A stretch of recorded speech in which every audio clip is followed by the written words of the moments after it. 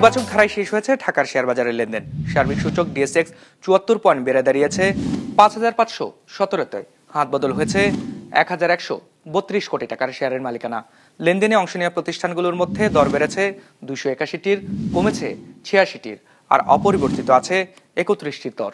এবার বাজার নিয়ে বিশ্লেষণ শুনবো অ্যালায়েন্স ক্যাপিটাল অ্যাসেট ম্যানেজমেন্টের। আজকে লাস্ট ডে অফ দ্য উইকে মার্কেট পজিটিভলি ক্লোজ হয়েছে এবং মার্কেটের ওভারঅল সেন্টিমেন্ট ছিল আজকে বুলিশ নেচারের। এই উইকের ওপেনিং ইন্ডেক্স ছিল ৫,৩৭৫ এবং অ্যারাউন্ড ১৪৩ পয়েন্টস বৃদ্ধি পেয়ে এখন ফাইনালি ইন্ডেক্স ক্লোজ হয়েছে ৫,৫১৮ পয়েন্টসে। পাশাপাশি মার্কেটের অ্যাভারেজ টার্নওভার ছিল প্রায় ১১০০ কোটি টাকার মতো। অর্থাৎ মার্কেটে ইনভেস্টররা যথেষ্ট অ্যাক্টিভলি পার্টিসিপেট করছে বলে আমরা মনে করি।